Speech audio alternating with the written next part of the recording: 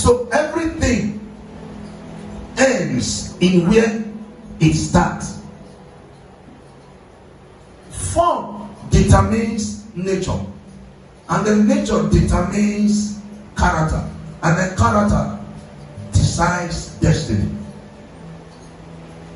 The destiny of everything is decided in its form.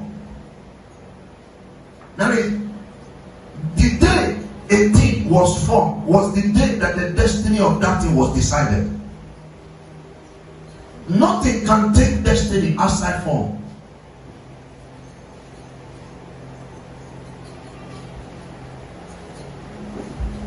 Wherever you are hearing the sound of my voice, I want you to know that nothing can become who he is not or what it is not.